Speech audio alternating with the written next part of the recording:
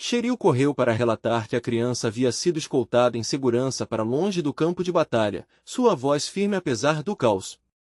Mesmo assim, Cruel Dwight, ainda irritado, culpou Lorena abertamente, insistindo que já teria matado Brutamonte se ela não tivesse interferido naquele momento crucial.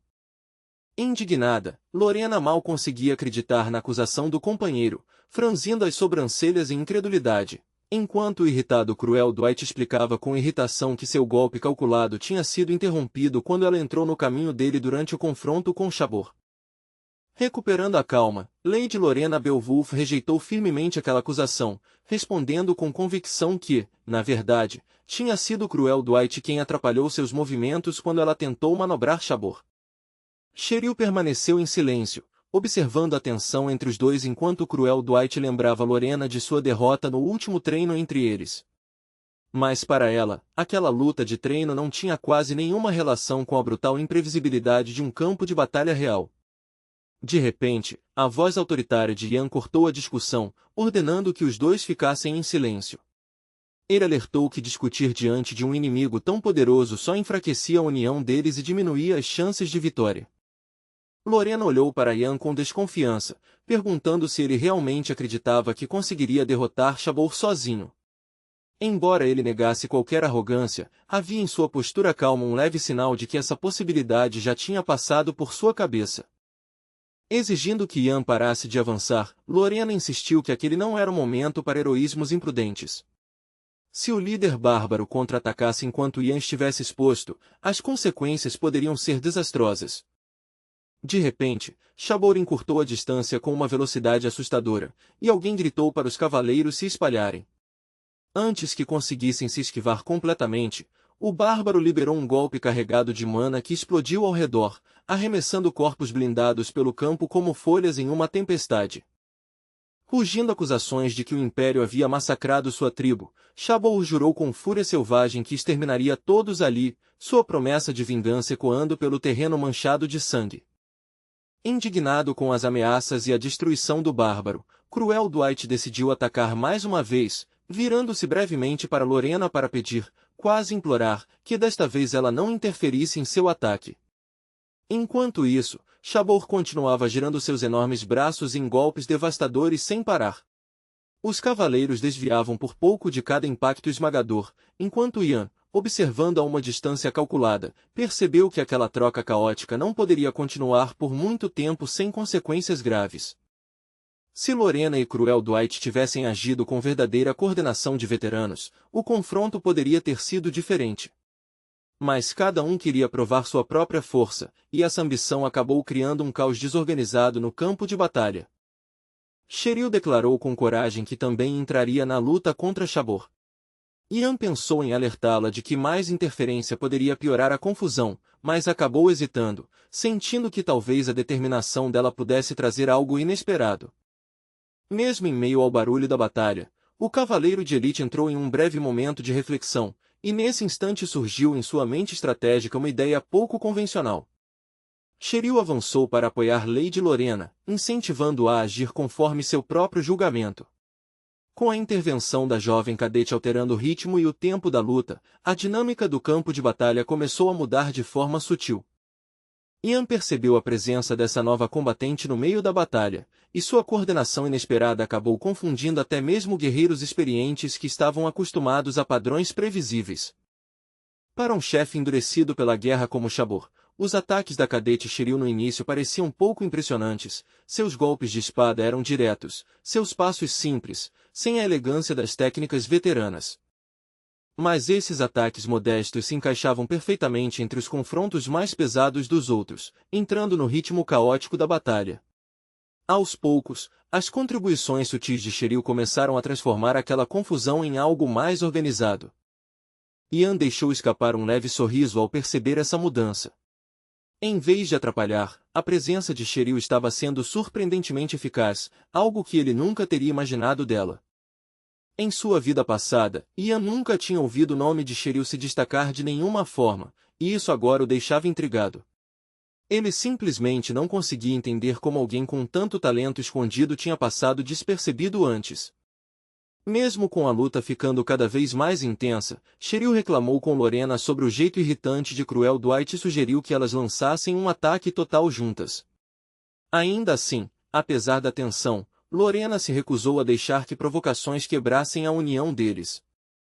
A batalha continuou enquanto os cavaleiros do reino atacavam Chabor de vários ângulos, seus golpes coordenados obrigando o líder bárbaro a se defender sem parar contra aquela tempestade de aço. Até o frio cortante do ar do norte parecia conspirar contra o selvagem, com rajadas de vento batendo contra seu corpo gigantesco e mordendo sua pele exposta, como se a própria terra tentasse feri-lo. Chabor só conseguiu observar enquanto dois cavaleiros saltavam ao mesmo tempo para o céu, suas lâminas descendo em um arco sincronizado preparado para dar um golpe decisivo. Erguendo o braço direito protegido por mana, o selvagem conseguiu bloquear o ataque mágico no último instante. Mesmo assim, o impacto rachou sua defesa, quebrando a estrutura de proteção e deixando-o momentaneamente atordoado. No instante seguinte, uma silhueta escura cruzou o céu acima de Chabor, rápida e ameaçadora, acompanhada pelo brilho estranho de um único olho ardente. Era a 15ª forma da técnica Dark Spirit, o resultado de uma maestria mortal, que Yan havia preparado como o golpe decisivo para derrubar seu poderoso inimigo. Usar o Dark Spirit era uma aposta que podia trazer vitória ou destruição, mas Yan atacou sem hesitar, convencido de que o destino favoreceria sua decisão calculada. A estrutura de proteção envolvendo o braço gigante de Chabor começou a se desfazer rapidamente sob o ataque, e a confiança de Yan aumentou quando ele sentiu as defesas do bárbaro enfraquecendo. O chefe bárbaro só pôde assistir, com frustração estampada no rosto, enquanto seu oponente ágil se movia com precisão e controle implacável. No campo de batalha, Yan executou a rotação reversa da 15ª forma do Dark Spirit, seu braço transformado traçando um arco mortal pelo ar com maestria. No instante seguinte, o jovem cavaleiro liberou um golpe devastador carregado com o poder do Dark Spirit da técnica conhecida como The Feat of the Avens. Até o poderoso Chabor gritou de dor enquanto o ataque atravessava suas defesas. Pela primeira vez, o líder bárbaro aparentemente invencível provou o gosto da verdadeira derrota nas mãos de um cavaleiro que ele julgava mais fraco. Com grande parte de sua força perdida, o selvagem cambaleou e acabou caindo sobre um joelho, incapaz de continuar seu ataque feroz. Yan permaneceu firme diante de Chabor ajoelhado, sem saber se aquilo era rendição ou apenas estratégia, e alertou seus companheiros para não baixarem a guarda. Abaixando o olhar, o bárbaro antes dominante, agora visivelmente enfraquecido, tentou falar entre os dentes cerrados, seu orgulho lutando contra sua condição debilitada. Cruel Dwight encarou o chefe caído com intensidade, sem conseguir entender o que ele murmurava, enquanto Lorena ainda sentia a energia que emanava de Chabor. Quando o símbolo brilhante reacendeu em sua cabeça raspada, ela soube imediatamente que aquilo ainda não tinha acabado. Um pilar brilhante de luz branca disparou para o céu, envolvendo o corpo ferido de Chabor.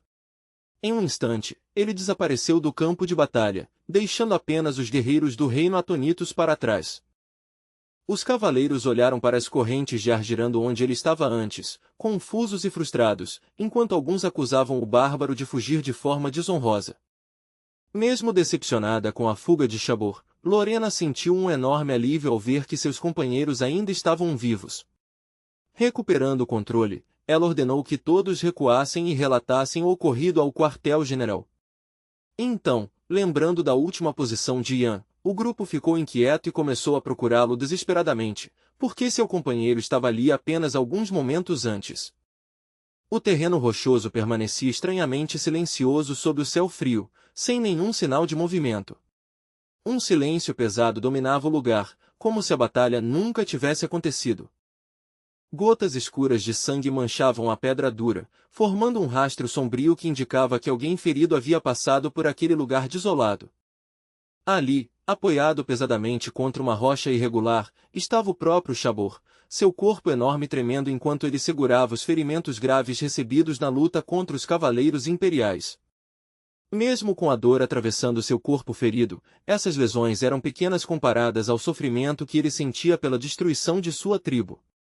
Ao lembrar do massacre e do sofrimento de seu povo, o selvagem decidiu com determinação sombria sobreviver a qualquer custo e um dia se vingar das forças reais que destruíram sua terra natal.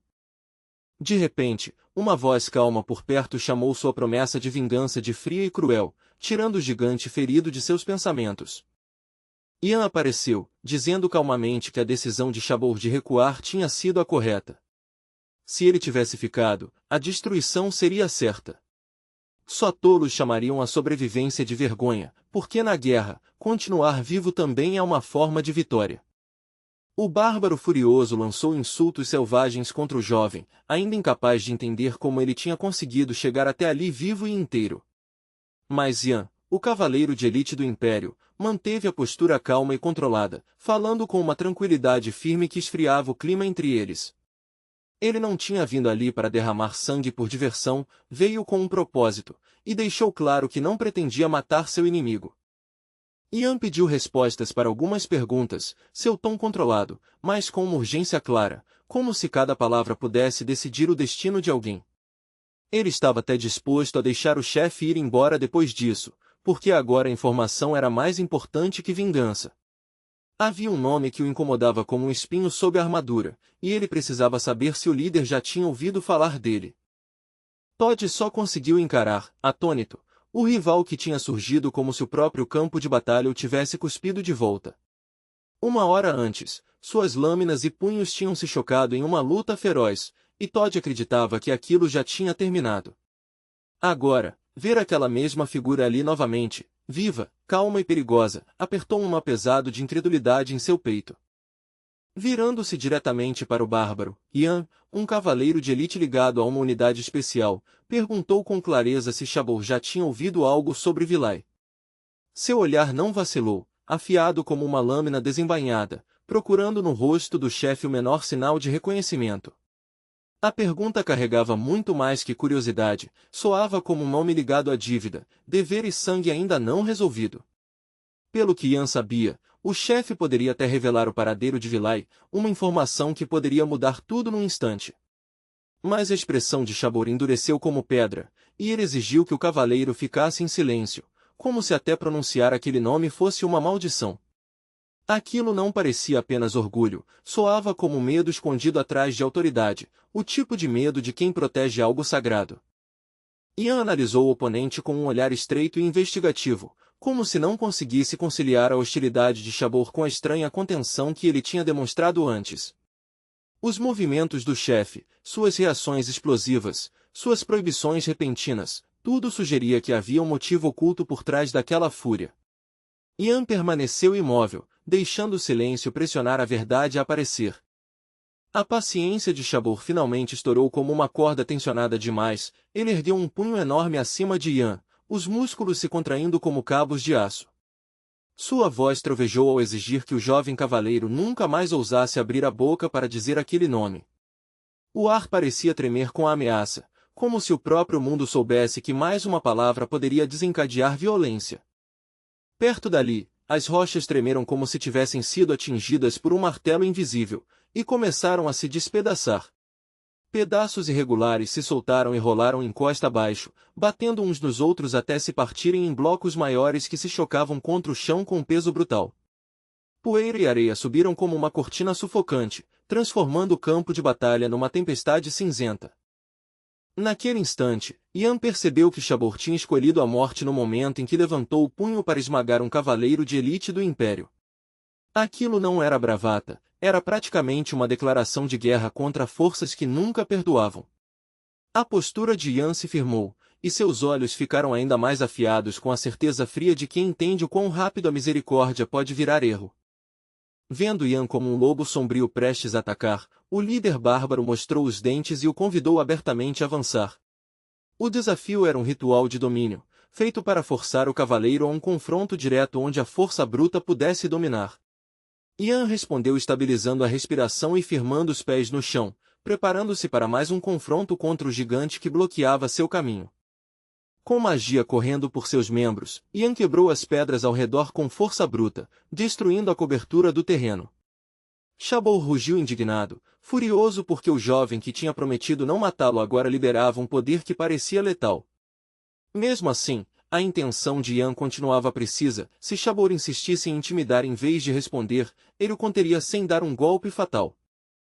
O selvagem amargurado jurou, com voz cheia de convicção, que destruiria qualquer um que tentasse ferir Vilay. Não parecia a bravata de um guerreiro bêbado, soava como um juramento gravado nos ossos, fortalecido por luto e lealdade. Nessa promessa, Ian ouviu o eco do desespero de uma tribo, e o aviso do que Shabor se tornaria se fosse encurralado.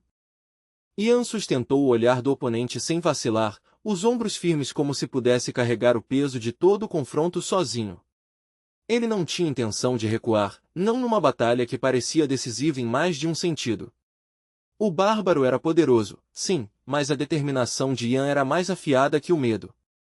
Uma vez, alguém tinha oferecido a Shabor o sonho de criar um novo mundo belo juntos, construído com união em vez de ataques e vingança sem fim. Diziam que, se ele se juntasse a eles, o mundo poderia se tornar melhor, menos cruel, menos faminto, menos manchado por mortes desnecessárias. A lembrança agora voltava como um gosto amargo, porque Shabor sabia o quão sedutora a esperança podia ser quando sobreviver era tudo o que você tinha. Sem tirar os olhos de Shabor, Ian percebeu com surpresa silenciosa que esse mesmo pensamento já tinha passado por sua própria mente sobre aquele inimigo. A ferocidade do bárbaro não era vazia, ela era moldada por dor, dever e um instinto feroz de proteger. Essa percepção não mudou a postura de Ian, mas tornou aquela batalha muito mais complexa. Depois de murmurar um feitiço em voz baixa, Ian estendeu a mão em direção a um símbolo mágico que ele tinha notado nas profundezas do covil escuro de um antigo lys monstruoso.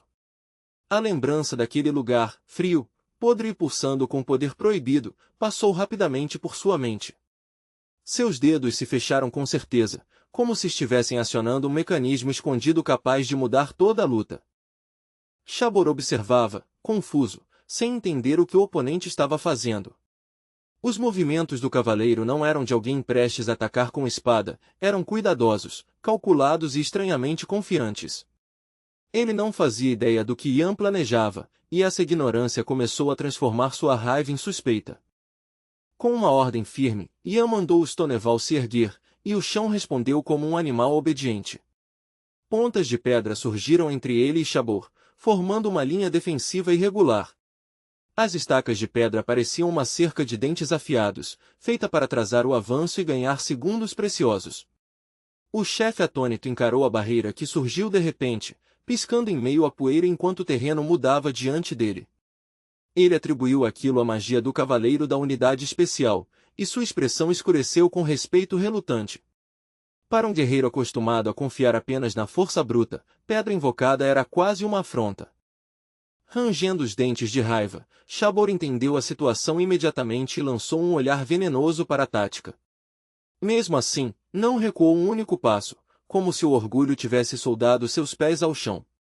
Ele escolheu avançar, se não pudesse quebrar a parede, quebraria o homem atrás dela. Shabor começou a destruir as rochas com força brutal, cada golpe rachando a pedra e fazendo o chão tremer. Enquanto a linha defensiva se desmoronava, ele percebeu que Ian tinha escondido uma carta na manga o tempo todo, lama e terreno instável que roubavam equilíbrio e impulso. Mesmo assim, depois de quase atravessar a barreira, o chefe avançou com tudo, estendendo uma mão enorme para agarrar o cavaleiro. Para a total surpresa de Ian, o gigante perigoso conseguiu alcançá-lo mesmo com a parede destruída e o chão instável. Dedos como grampos de ferro tocaram seu ombro, pesados o bastante para fazer a armadura render. Naquele instante, Ian sentiu a verdadeira dimensão da força de Shabor, próxima, inegável e assustadora. Com a mão esquerda, Shabor agarrou Ian e o puxou como se ele não pesasse nada. Em seguida, levantou a mão direita bem alto, rugindo sobre seu desejo de matar, a voz carregada de ódio e dor. O braço erguido prometia um fim brutal, um único golpe capaz de apagar Ian do campo de batalha. De forma inesperada, um terceiro participante entrou no caos e mudou o ritmo da luta num instante. O recém-chegado não hesitou, revelando uma carta escondida com a confiança de quem esperava a abertura perfeita. A intenção era clara, eliminar Shabor antes que aquele golpe caísse.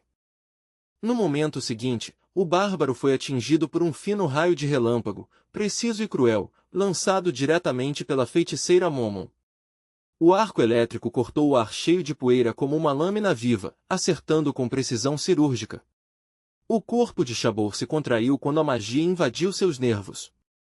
O ataque mágico durou apenas alguns segundos, mas esses segundos pareciam um veredito. O rugido de Chabor se transformou num som quebrado quando sua força começou a falhar sob o feitiço. Era como se seu destino tivesse sido decidido naquele breve clarão. Atrás de Chabor, um enorme brilho de fogo surgiu, invocado por Momon como golpe final. A luz pulsava como uma fornalha aberta, tingindo as rochas com cores incandescentes e transformando sombras em silhuetas trêmulas. Aquilo não era apenas fogo, era feitiçaria moldada para acabar com o chefe. Sentindo algo errado no ar, Chabor percebeu quase imediatamente o que estava acontecendo atrás dele. O calor pressionava suas costas, e a luz atravessava sua visão mesmo sem ele virar a cabeça.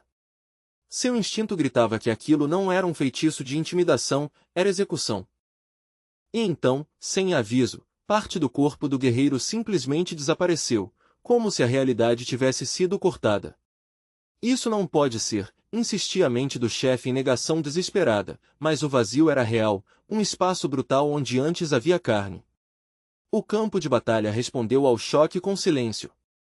Executando comandos precisos no símbolo mágico, Momon se movia com velocidade treinada, totalmente concentrada. O glifo respondia como se tivesse esperado por seu toque, alinhando seu poder perfeitamente à sua vontade. Naquele momento, o chefe compreendeu uma verdade amarga: sem a intervenção dela, sobreviver seria impossível. Momon sempre acreditou que magia sem imaginação era algo miserável, apenas truques vazios. Com ela, a feitiçaria se tornava viva e assustadoramente elegante, e Yan ainda era seu aluno, querendo ou não. Mesmo assim, enquanto ela falava, Yan pediu que ela ficasse em silêncio, a voz cheia de urgência. Cheia de entusiasmo, Momon, agora com um símbolo brilhando na testa, comentou com olhos brilhantes quanto tempo fazia desde que lutava tão bem. A empolgação na voz parecia quase divertida, como se aquilo fosse uma apresentação aguardada. O contraste com o campo destruído era enorme. Eles pediram desculpas a Chabor, não como zombaria, mas como um reconhecimento sério do que havia acontecido. O chefe bárbaro já não conseguia resistir aos inimigos poderosos. Mesmo na derrota, havia um peso estranho naquele momento. O líder derrotado percebeu com amargura que não poderia mais cumprir a promessa que tinha feito ao pôr do sol. O juramento ainda queimava em sua mente como uma brasa morrendo. Agora, esmagado pela derrota, ele só podia olhar para o céu e sentir arrependimento. Mesmo derrotado, Chabor falou com esperança inesperada sobre a chegada de um mundo bonito no futuro. Sua voz era áspera, mas parecia sincera, como se quisesse acreditar que todo aquele sangue pudesse um dia significar algo além de sofrimento. Era uma esperança frágil, tremendo como uma pequena chama. Momon e Yan ficaram perto do chefe caído, suas silhuetas cercadas por poeira e calor. Momon comentou que parar o bárbaro tinha sido difícil, num tom que misturava orgulho e crítica. Yan admitiu, com frustração silenciosa, que ainda não dominava completamente o que ela havia lhe ensinado. Tendo aprendido menos da metade do que precisava, Yan olhou para Chabor caído e falou com respeito relutante. Ele chamou o chefe de um oponente forte, mesmo derrotado. Porque força não se mede apenas pela vitória. Chabor, ainda vivo apenas pela pura força de vontade, conseguiu falar apesar da dor. Seus olhos se fixaram nos jovens com uma intensidade que não desaparecia. Então ele fez uma única pergunta importante. O líder infeliz perguntou por que seu povo precisava morrer. Não era um pedido de piedade, era a necessidade desesperada de encontrar sentido naquela perda absurda. Ele explicou que sua tribo lutava apenas para sobreviver naquela terra dura e estéril, onde vento e pedra não ofereciam nenhuma misericórdia. Eles queriam criar raízes, parar de vagar como fantasmas perseguidos. Ian não ficou em silêncio, ele mencionou a família aristocrática Beowulf que vivia naquela região. O nome carregava o peso da autoridade e do território. Segundo Ian, essa família nobre estava travando uma guerra constante para eliminar inimigos como aqueles bárbaros. Para os Beowulf, a tribo não era um povo, era apenas uma ameaça a ser apagada. Chabor olhou para o vencedor com surpresa evidente, quase sem acreditar no que ouvia. Por um momento, pareceu até pensar que Ian estava zombando dele. Mas Ian falava totalmente sério, e sua voz não tinha crueldade quando disse que falava com sinceridade. Ele chamou Chabor de um guerreiro forte e confiante, alguém que lutou mesmo diante de chances impossíveis. Então Chabor pediu ao cavaleiro da unidade especial que cumprisse um último pedido. As palavras surpreenderam Yan e o deixaram em silêncio por um momento. Antes da batalha contra as forças reais, o chefe tinha visto as garotas salvarem uma criança de sua tribo. Ele pediu que poupassem o bebê, dizendo que aquela era a última criança restante de seu povo. Virando o rosto, Yan ficou impressionado que seu inimigo ainda pensasse nisso mesmo à beira da morte. O campo de batalha tinha tirado tudo de Chabor, mas ele ainda pensava no futuro de uma criança. Yan disse para o bárbaro se acalmar, garantindo que a criança havia sido acolhida por um homem bom. Ele jurou que o bebê não seria criado como escravo. Então o líder da tribo destruída começou a mexer com dificuldade perto do próprio corpo, procurando algo escondido. Retirando um dente preso a um cordão, Chabor o ergueu como se fosse o último símbolo de quem ele era. Ele explicou que aquilo representava o chefe de sua tribo. E a partir daquele momento, aquele objeto passaria a representar uma promessa, um juramento entregue às mãos de Yan. O gigante ferido, mal se segurando a vida, colocou o colar de ossos do chefe nas mãos de Yan como se estivesse passando o último suspiro de sua autoridade. O amuleto simples ainda estava quente de sangue e batalha, e os ossos talhados tilintaram suavemente ao cair na palma de Yan. Aceitá-lo não era apenas pegar uma lembrança, era aceitar o peso de um título, o último símbolo de uma tribo e uma responsabilidade difícil de ignorar. Naquele momento silencioso, Yan entendeu uma verdade dura: ele não era obrigado por lei a cumprir uma promessa feita diante de um homem moribundo. Um juramento no leito de morte poderia ser ignorado como sentimentalismo, um último gesto desesperado de um inimigo derrotado. Mesmo assim, algo em seu peito apertou, como se recusar agora manchasse sua vitória com uma desonra silenciosa. Ainda assim, Yan não conseguiu negar o pedido de um oponente que ele passou a respeitar no calor da batalha. Chabor lutou com ferocidade, mas também com convicção, e aquela sinceridade exigia uma resposta. Respirando fundo, Yan aceitou o colar, deixando o cordão áspero escorregar por seus dedos enquanto reconhecia em silêncio o peso daquela responsabilidade. Um leve sorriso apareceu no rosto de Chabor, estranho diante do estado devastado de seu corpo, como se finalmente tivesse cumprido a missão mais importante de sua vida. Não era um sorriso de vitória, mas de encerramento, um alívio cansado por seu último ato ter significado. Agora, depois de entregar o colar, parecia querer apenas uma coisa: falar de esperança. De repente, a expressão do chefe mudou, e a dureza em seus olhos deu lugar a algo quase gentil. Seu olhar passou pela poeira e pelas pedras quebradas do campo de batalha, como se visse um horizonte que ninguém mais podia enxergar. Ele tentou falar de novo sobre seu sonho de um mundo bonito, um mundo onde seu povo pudesse viver sem ser caçado.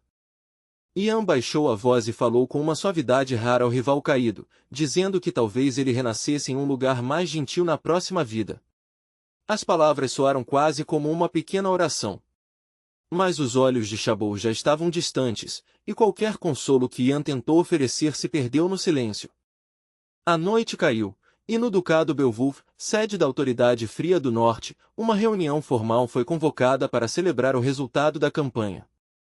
O salão se encheu de homens armados e passos pesados, com risadas ecoando pelas paredes de pedra iluminadas pelo fogo. As vozes exaltavam o grande trabalho dos cavaleiros. No centro da sala, uma chama mágica queimava com brilho constante, lançando reflexos dourados sobre rostos sérios e armaduras polidas. O orador relatou a destruição de 2 postos inimigos e falou da vitória sobre o chefe Chabor, apresentando cada feito como um troféu diante da assembleia. Com grandes canecas nas mãos calejadas, os guerreiros ouviam enquanto o orador falava da glória que não pertencia a um único herói. Ele elogiou o sacrifício coletivo daqueles que derramaram sangue, amigos, companheiros e os caídos cujos nomes seriam lembrados. Para honrar a grande vitória, o orador levantou sua caneca e pediu que todos fizessem o mesmo. O gesto se espalhou pelo salão como uma onda, e braços armados se ergueram juntos. Espuma derramou pelas bordas, risadas explodiram e o ar ficou pesado de calor e orgulho. Era William, o comandante dos cavaleiros, que incorporava o espírito daquela noite, grande, barulhento e alegre sem limites. Ele brincou dizendo que qualquer um que ainda estivesse sóbrio seria obrigado a rastejar pelo chão. Mesmo em tom de piada, sua voz carregava autoridade. Os bravos guerreiros beberam fundo e fizeram um grande brinde à glória da casa Beowulf, cuja bandeira tremulava do lado de fora. Eles celebraram o brasão como se fosse um escudo que protegia suas vidas. Embriagados não apenas pela vitória, mas também pelo sabor amargo da cerveja, os cavaleiros bateram suas canecas repetidas vezes. O som ecoava como pequenos sinos de triunfo pelo salão. Entre os guerreiros estava o aristocrata Cruel Dwight, levantando sua bebida espumante com entusiasmo exagerado. Seu sorriso brilhava à luz do fogo, aproveitando a atenção como se a guerra fosse apenas um palco para ele. Ian também estava presente, representando a unidade especial, mas bebia quase em silêncio.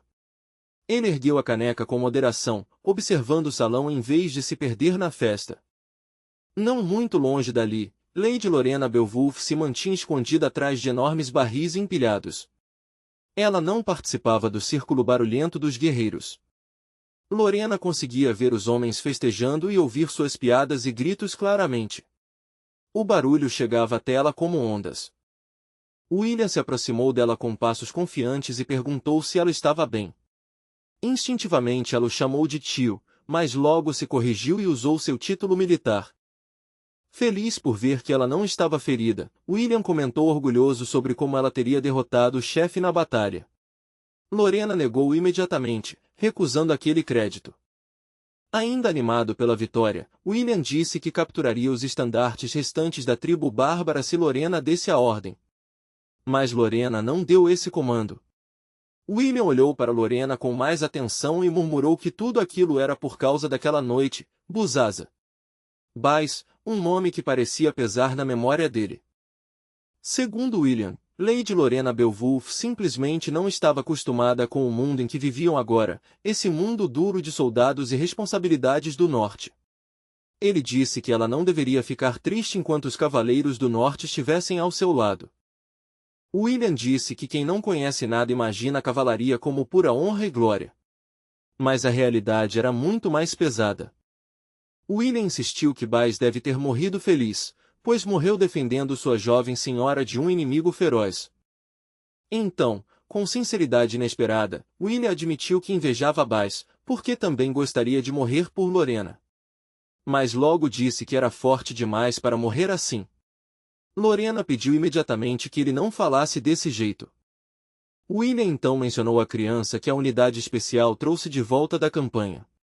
William prometeu ignorar o incidente por ser o desejo de Lorena. Ao ouvir isso, o rosto dela se iluminou de alívio. Mas em troca, William pediu que Lorena não se apegasse ao bebê pensando que ele era humano. Lorena recuou, dizendo que era cruel chamar uma criança assim. William insistiu que bárbaros eram como animais. William alertou Lorena sobre perigos internos, ameaças que surgem dentro das próprias terras. Se essa fraqueza fosse permitida, disse William, o ducado poderia enfrentar grande perigo no futuro. William afirmou que Lorena certamente sabia dessas possibilidades sombrias para sua terra natal. Para a surpresa de William, Lorena respondeu sem hesitar que estava pronta para assumir essa responsabilidade. Lorena Beowulf declarou que seu ducado era forte e não cairia por causa de uma única criança.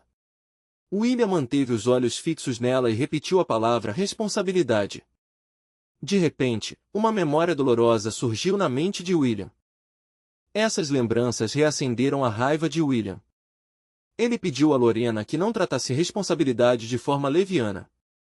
William advertiu que pessoas podem morrer mesmo sem inimigos invadindo suas terras. Depois disso, William se afastou, deixando Lorena sozinha na sombra dos barris. Lorena chamou tio William, reconhecendo a bondade que ele às vezes demonstrava.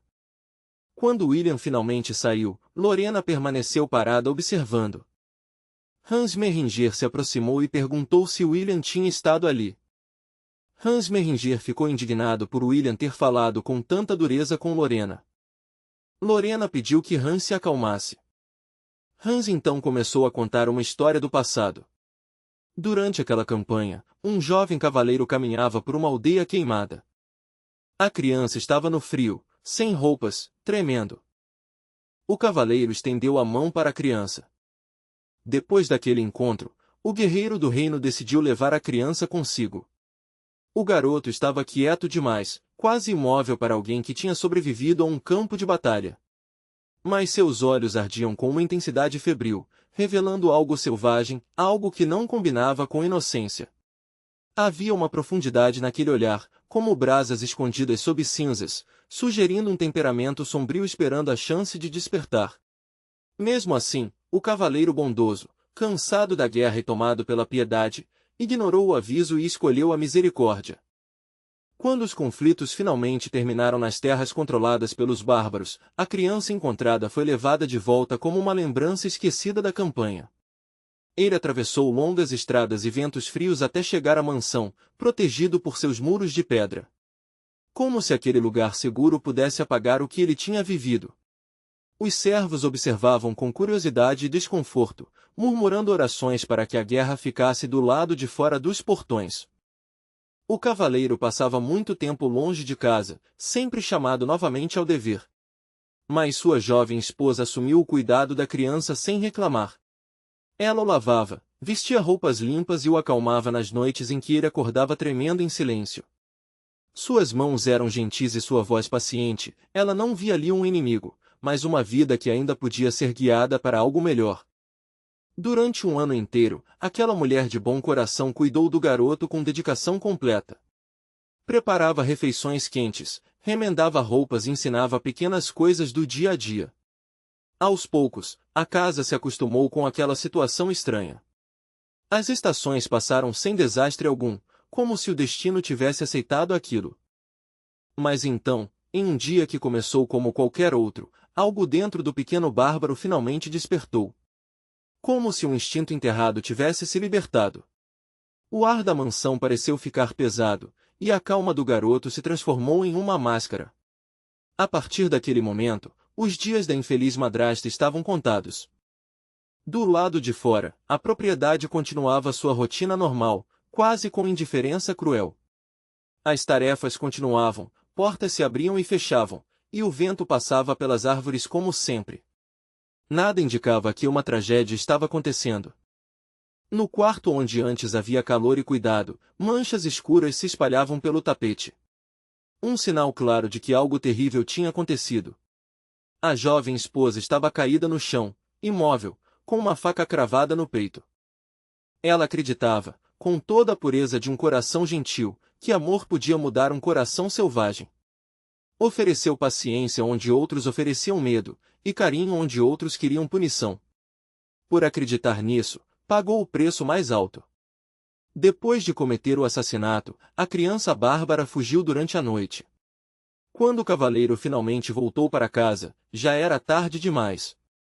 Ele encontrou sua esposa sem vida, e aquele atraso de poucas horas se transformou em um arrependimento eterno. Ao descobrir o que aconteceu, ele caiu em desespero. Chorou pela esposa, pedindo perdão ao silêncio por não estar ali para protegê-la. Repetidas vezes amaldiçoou o dever que o mantinha longe de casa. Lorena ouviu essa história terrível de Butler Hans Mehringer. O peso da revelação a atingiu como água fria. Hans explicou que, depois daquela tragédia, o cavaleiro mudou completamente e acabou se tornando comandante do destacamento. Nas batalhas seguintes, aquele guerreiro não poupava nem mesmo crianças bárbaras. Lorena percebeu então algo que a deixou perturbada: aquela crueldade não vinha apenas de regras militares. Vinha de uma ferida que nunca cicatrizou. Hans confirmou imediatamente o que Lorena estava pensando. O cavaleiro daquela história era William, seu próprio tio. Hans lembrou que William às vezes era tomado por ataques repentinos de raiva. Nessas horas, ele dizia que se arrependia de não ter matado aquela criança bárbara naquele dia. Lorena abaixou a cabeça, triste ao finalmente entender o passado do tio. Hans explicou que William não era o único. Muitos cavaleiros tinham perdido parentes e amigos para os bárbaros. Lorena tentou responder, mas nenhuma palavra saiu. Hans pediu gentilmente que ela não fosse dura demais consigo mesma. Sem saber, Ian estava por perto, escondido atrás dos barris. Ian entendeu imediatamente que William nunca mudaria de opinião facilmente. Mas então lembrou da promessa que fez a Chabor. Hans continuou falando com Lorena, sem saber que Ian ainda escutava. Hans explicou que atualmente as tribos bárbaras estavam se unindo. E o líder dessa aliança poderosa era o grande chefe Vilai, justamente a criança que William tinha salvado anos atrás. Ian ficou chocado com essa informação. Por muito tempo Ian tentou descobrir mais sobre Vilai. Claramente essa verdade tinha sido escondida para proteger a reputação do ducado. Ian percebeu como teve sorte de ouvir aquela conversa. Hans voltou sua atenção para Lorena. Hans sugeriu que deixassem a criança bárbara em paz por enquanto. Mas Lorena discordou. Nesse momento, Ian apareceu e disse que tinha uma solução. Ian pediu uma chance para explicar sua ideia. Ian lembrou a eles do Duque Beowulf. Afinal, o Duque era o senhor dos territórios do norte. Para Hans, aquilo parecia absurdo. Lorena ficou em silêncio por um momento. Para a surpresa de Hans, Lorena decidiu falar diretamente com o Duque. Lorena prometeu convencer o pai e aceitar qualquer decisão final. Passos ecoavam pela noite nos terrenos do castelo. Era William, comandante da guarda noturna. William lembrava da conversa que teve com Lady Lorena Beowulf. De repente ele percebeu que talvez tivesse sido rude. Mesmo assim, William não podia permitir que Lorena sofresse por causa de uma criança bárbara. Enquanto caminhava, a lembrança voltou com força. Ao atravessar o pátio do castelo, William ouviu sinos tocando. Ele viu a bandeira dos Cavaleiros de Moraes tremulando ao vento. Enquanto pensava sobre o retorno rápido deles, alguém percebeu sua expressão preocupada. Diante dele estava Kion, capitão dos Frost Knights. Um pensamento preocupante surgiu na mente de William. Se os guerreiros de Kion estavam ali, então talvez o Duque também estivesse. Mas ao falar com Kion, William descobriu algo inesperado: o Duque ainda não tinha voltado. Segundo o capitão, o Duque Beowulf já havia enviado os cavaleiros à frente do grupo principal, decidindo ficar para trás para resolver assuntos urgentes que não podiam ser adiados. Mesmo assim, os pensamentos de William continuavam voltando para seu senhor, firme, inabalável, e agora no próprio Mar do Norte. Ele se forçou a acreditar que o Duque retornaria em segurança, que as ondas geladas e os ventos impiedosos se curvariam diante da experiência e do comando dele. Um dos companheiros de William riu da tensão e disse ao comandante dos cavaleiros para parar de se preocupar. Para ele, o Mar do Norte não passava de uma piscina rasa para o Duque Beowulf, um lugar onde pessoas comuns poderiam se afogar de medo, mas onde o Duque se movia com a tranquilidade de uma criança brincando. O comentário veio com um sorriso, mas carregava uma fé verdadeira na lenda que o Duque construiu. O capitão Kion aconselhou William a deixar de lado a preocupação com o Duque Beowulf e focar em uma ameaça bem mais feia, as criaturas demoníacas que ainda rondavam as terras que eles tinham deixado para trás. Aquilo não era história para assustar criança à luz de vela, eram monstros reais, famintos e astutos. O tom de Kion deixava claro: o mar podia ser perigoso, mas os monstros em terra eram maliciosos e estavam bem mais perto. Kion também tinha ouvido rumores inquietantes sobre uma criança bárbara que apareceu na propriedade, levada até lá por Lady Lorena como se fosse algo simples, como oferecer abrigo. Mas aquela única decisão, por mais bondosa que fosse, podia acender problemas como uma faísca em capim seco. O instinto do capitão dizia que a presença da criança podia trair suspeitas, ressentimento e problemas de todos os lados. William tentou negar a gravidade da situação, falando como se os boatos fossem exagerados. Mas Kion não via William como alguém que reagia de forma exagerada. Na verdade, a preocupação do capitão estava voltada para a própria Lady Lorena, bondosa até demais, o tipo de nobre que passaria o dia inteiro preocupada com animais feridos e asas quebradas, incapaz de ignorar o sofrimento mesmo quando isso traz perigo para dentro de casa. William sentia a mesma preocupação, mas Kion mudou de assunto e voltou sua atenção para o destacamento especial que chegou junto com Lady Lorena. Eles eram realmente confiáveis, ou apenas estranhos habilidosos cheios de boas palavras? William os defendeu sem hesitar, jovens, sim, mas sem dúvida capazes. Ele lembrou de um em particular, Ian. O comandante dos cavaleiros da propriedade falou o nome como se tivesse peso, lembrando dele como um jovem extremamente promissor, com uma firmeza incomum no olhar. E com Ian ao lado dela, William acreditava que Lady Lorena tinha pouco a temer. A presença do jovem parecia uma âncora, silenciosa, confiável e afiada como aço bem temperado sob uma superfície calma. Mesmo que problemas aparecessem rugindo pelos portões, William confiava que Ian ficaria entre o perigo e a dama sem hesitar. O capitão das tropas de Moraes entendia esse sentimento perfeitamente. Ele parecia querer comentar sobre a juventude de Ian, talvez para alertar que a idade às vezes trai até o talento, mas as palavras não saíram. Em vez disso, ele as engoliu, como se dizê-las em voz alta pudesse atrair azar, deixando o pensamento pairando no ar como uma lâmina desembainhada. William desejava que Lady Lorena estivesse ali com eles novamente, de volta ao centro da propriedade, onde pertencia. Mas a expressão de Kion continuava preocupada, marcada por uma inquietação que não desaparecia. William percebeu e sua curiosidade virou preocupação.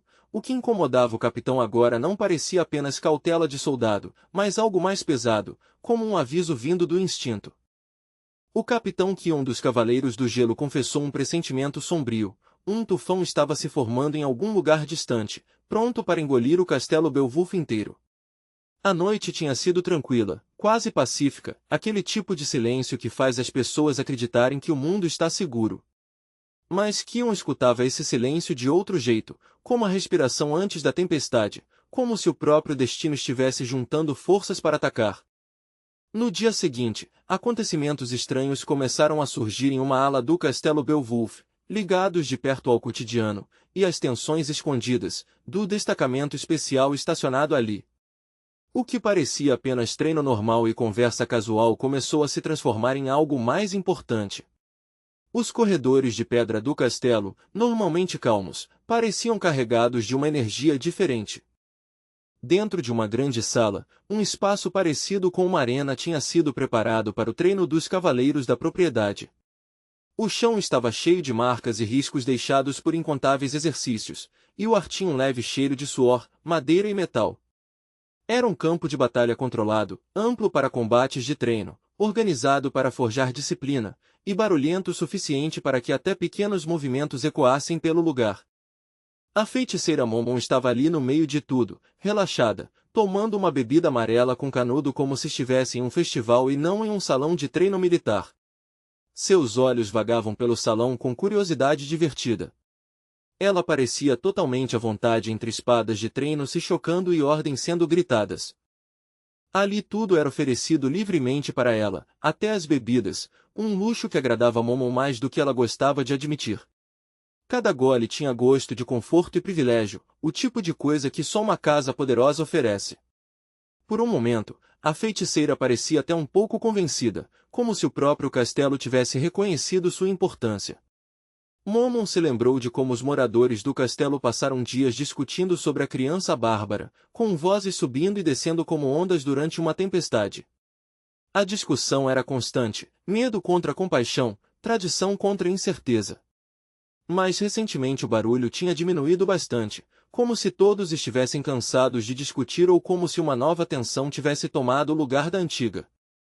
Ian tinha avisado que os ataques contra os bárbaros poderiam ser suspensos por alguns dias, uma pausa que parecia menos paz e mais um predador esperando o momento certo para atacar. Até agora eles conseguiram capturar 3 bandeiras, pequenas vitórias que ainda deixavam muitas perguntas sem resposta, quantas ainda restavam e quando seriam tomadas. A incerteza não incomodava muito Momon, para ela, obstáculos eram apenas oportunidades para melhorar. Ela repreendeu Ian, dizendo para ele manter os olhos abertos e parar de atacar sem pensar como se força bruta fosse suficiente.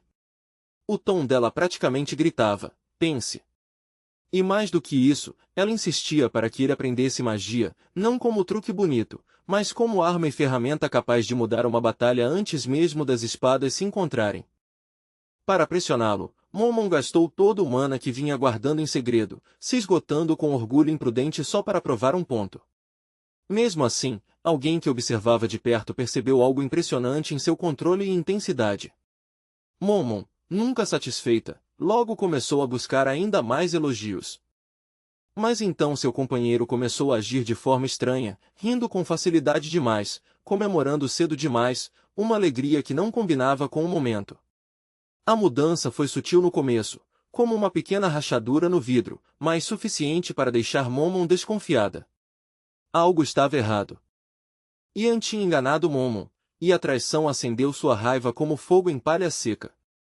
Será que ele realmente tinha ficado tão ousado assim, a ponto de drenar mana ligado ao antigo demônio Lijamon e depois fingir inocência? Seus olhos se estreitaram enquanto ela exigia que ele devolvesse o que havia tomado. Enquanto isso, em outra parte da ala do castelo Beowulf, dois homens travavam um intenso combate de treino, espadas de madeira e ferro batendo uma contra outra com estalos e sons metálicos. O confronto era controlado, mas intenso, com músculos tensos e respiração pesada. Mesmo sendo treino, parecia perigosamente próximo de um duelo real.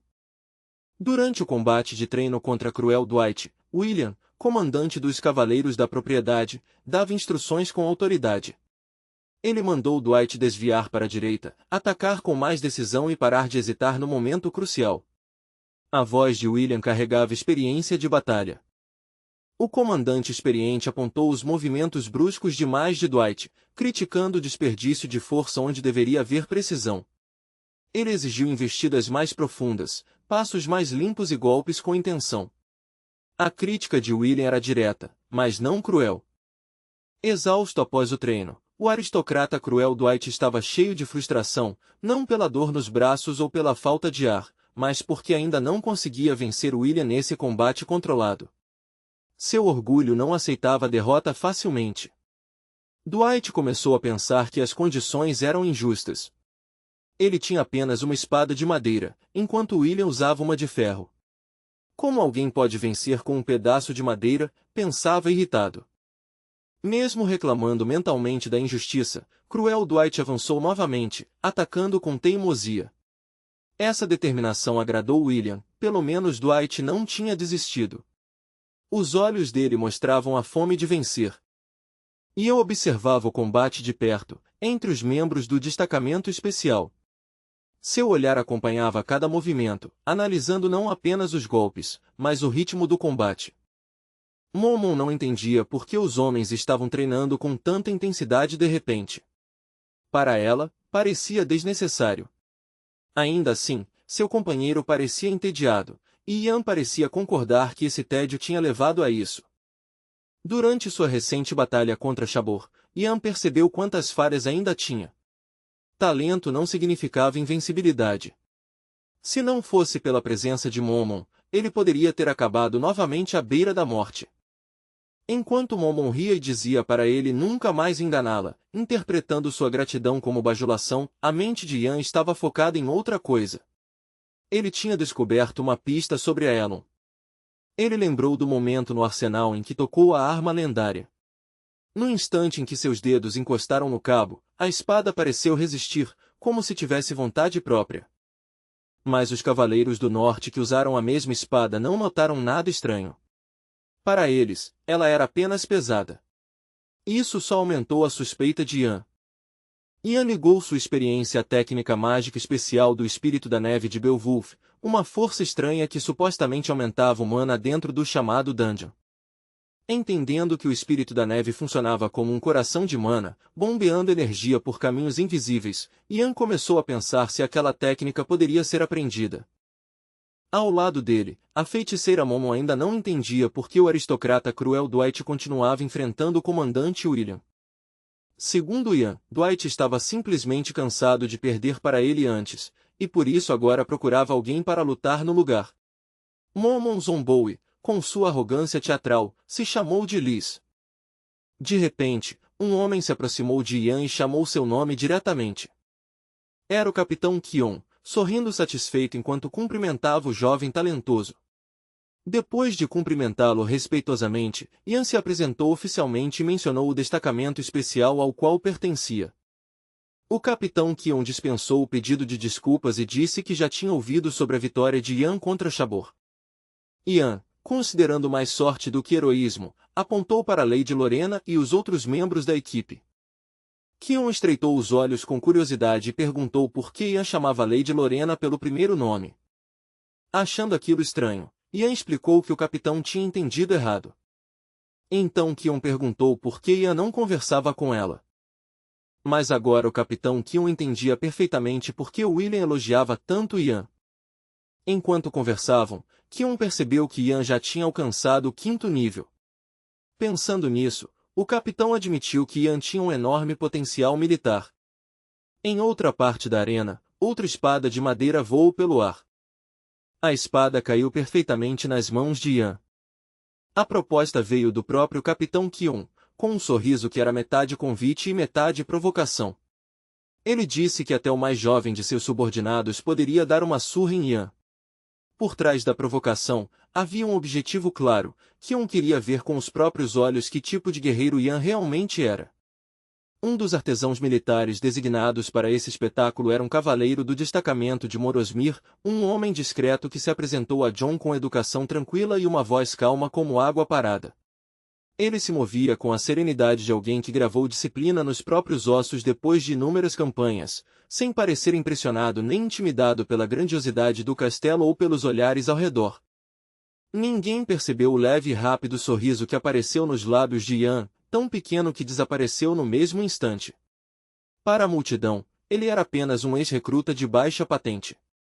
Mas para o próprio Ian, aquilo era uma oportunidade rara que o destino abriu, provar que sua ascensão não foi acidente e que ele podia carregar o peso dessa nova chance sem tremer.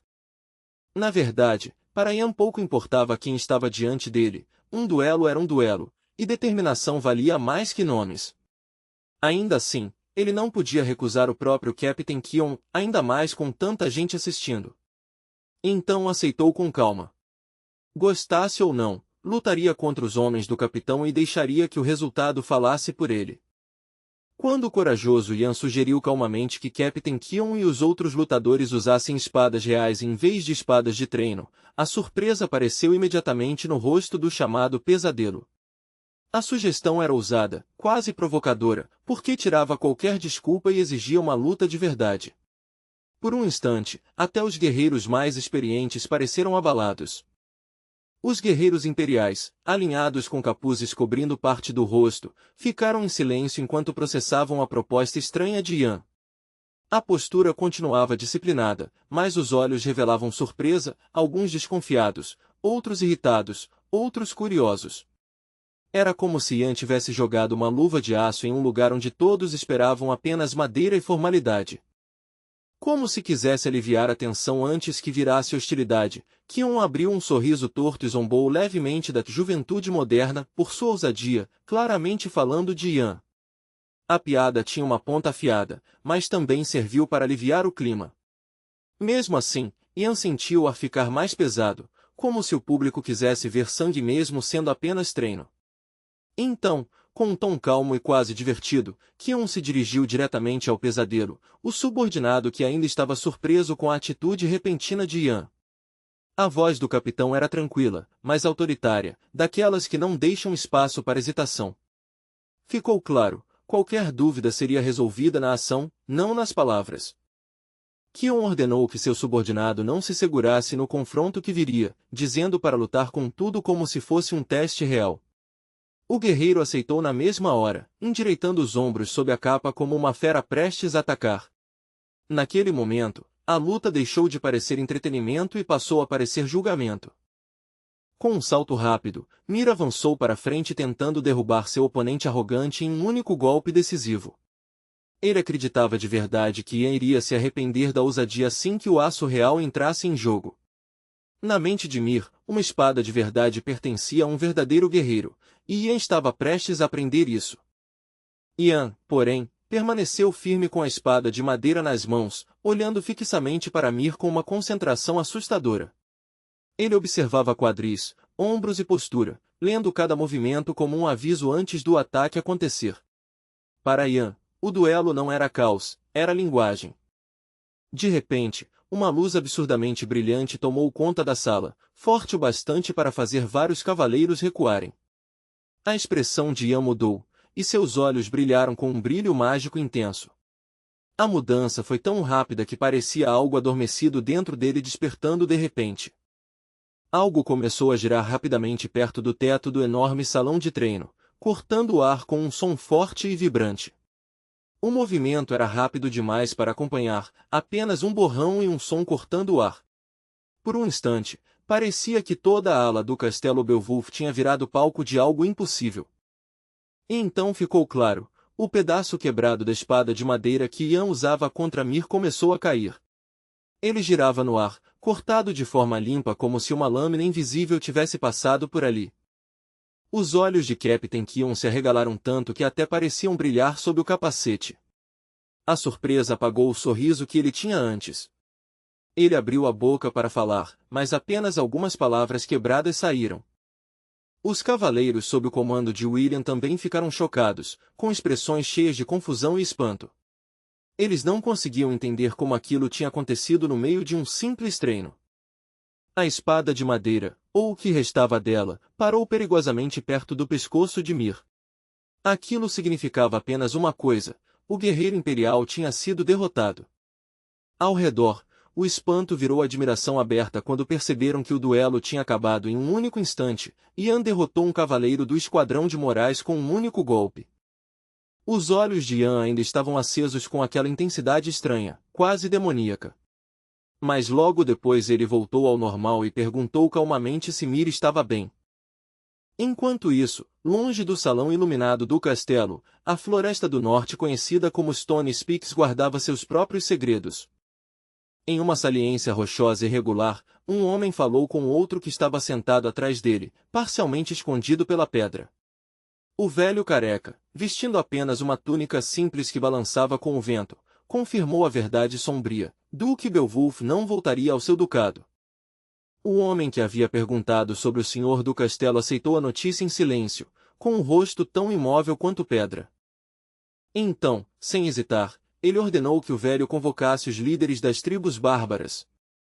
Isso seria feito em nome do próprio comandante Chieftain Vilai, que estava à beira do penhasco dando ordens com a autoridade de alguém acostumado a ser obedecido. De volta ao castelo Beowulf, uma espada de ferro estava cravada no chão do salão de treino, tremendo levemente. A arma pertencia a Cruel Dwight, que estava ajoelhado com um joelho no chão, respirando pesado. William riu, não zombando, mas com aprovação, e elogiou Dwight por ter melhorado durante o treino. William disse que Dwight quase conseguiu acertá-lo, brincando que a distância foi de 600 folhas de papel.